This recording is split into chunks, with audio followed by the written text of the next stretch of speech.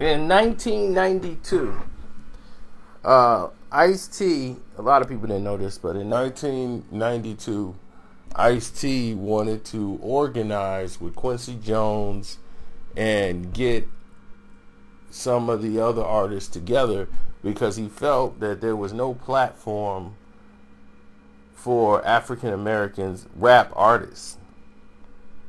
And Quincy Jones told him he can come rap on his label. When you heard Back on the Block, he kind of alluded to it.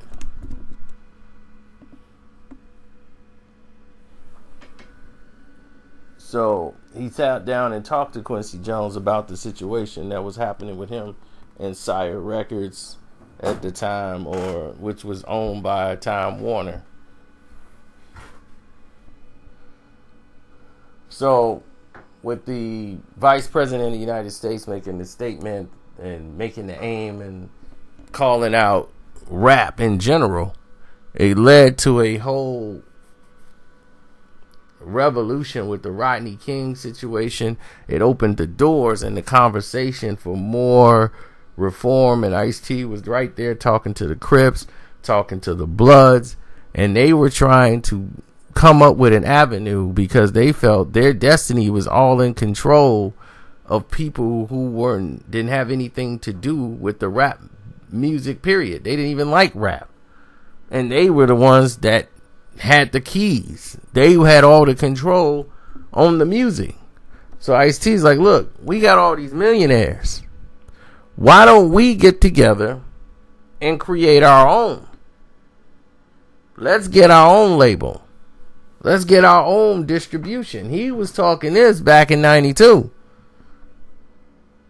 But brothers was so scared with their money, so they didn't want to rock the boat because they were getting paid. So they're like, man, I'm getting my money. I don't know about you, but I'm getting my money. So once this is all in play and you see this is what they want to lay out and be like, all right, well, this is what you got, Negro. There's your money. Ice-T knew he needed to find a way to navigate to other things. So he continuously put out music, under the umbrella, because he was the first rapper with a mansion.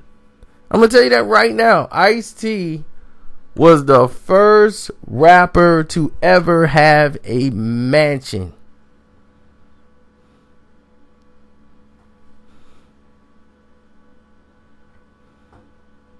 None of these guys, when you saw him there on the cover of his album for OG, that's him.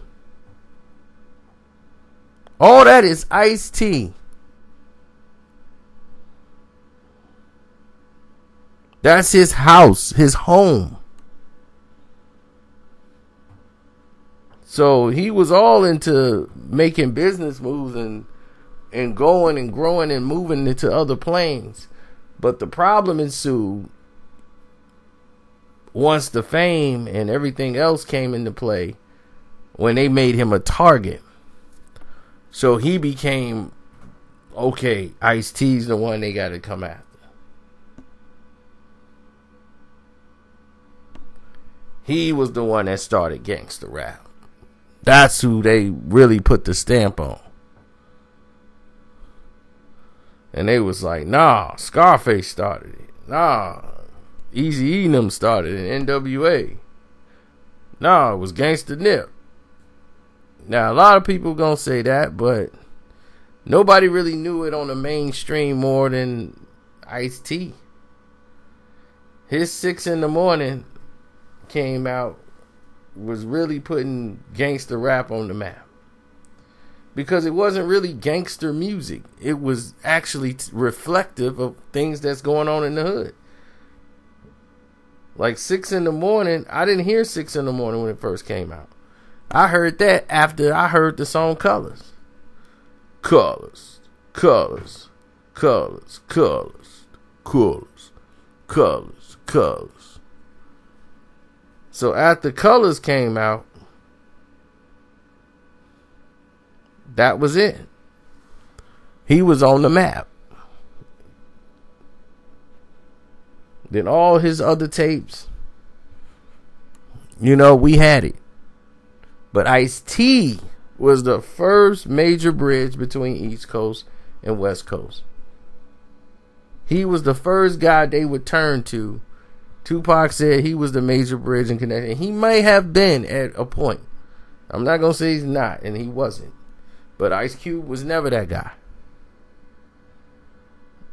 As much as Ice Cube, as great as Cube was, as great as all the things Cube did, they were never the bridge.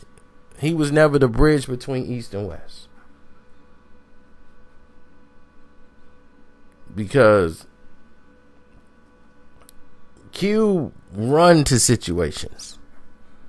He ran to the East Coast when he had beef with NWA.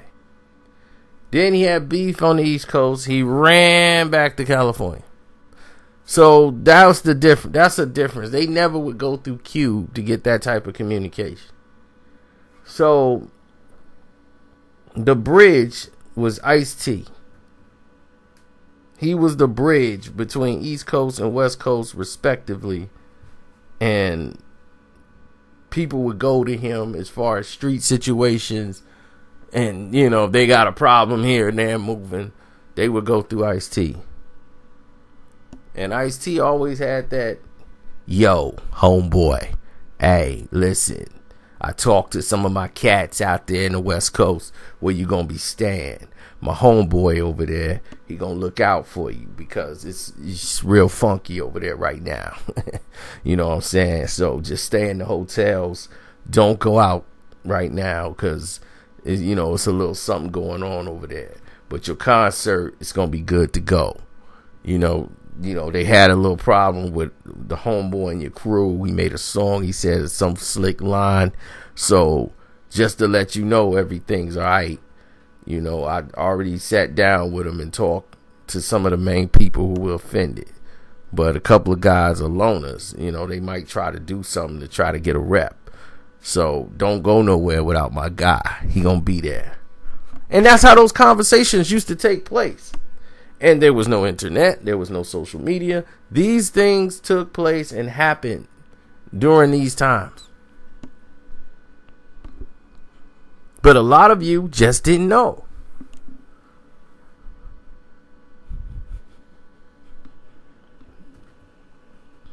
Pac did the same thing for East Coast artists coming and West Coast guys coming to the East. And vice versa. Because before there was a East Coast, West Coast between Tupac and when Hit 'Em Up came out and all that stuff, there was still some negative vibes going around when Dr. Dre and Eazy-E and all this stuff during the NWA times. If it wasn't for Ice-T bridging away for NWA, New York wasn't really feeling like everywhere else they went was cool except for New York. And they had some real New York drug dealers who, was putting out their own little rap thing, and they just did not like NWA and had static with them and wanted to create a beef, talking about they ain't real gangsters and this and that. So Ice-T knew one of these cats and they had to go and bridge all this stuff out. See, a lot of this stuff, man, you guys know nothing about, but Ice-T did a lot. Man, he did a lot. For people to say stuff about him now is crazy, but he done a lot back in the day. And if had people listen to him when he was talking about this, he talked about all of the stuff that is happening today. Right now. I sat there and listened to this man speak for a half hour straight. And he told you about the economic prison system that they were coming up with. All of these different people tried to inform you. You got to get out of the killing fields. Escape from the killing fields.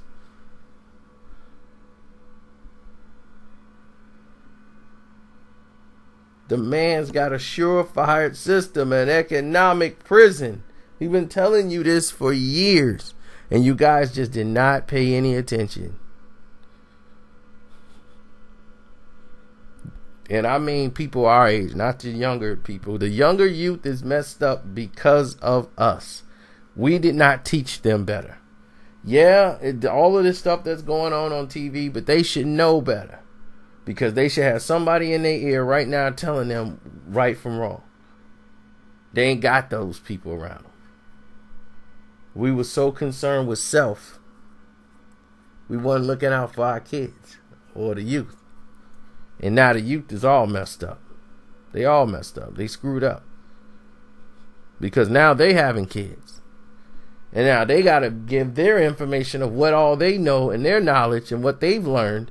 Pass that on to their kids. Now, what they haven't been informed. They don't really know too much. What you gonna pass on to them? But I'm out. I'm gonna holler at y'all later. I gotta take this call. Hey, don't forget to click that link in the description box. Show some support.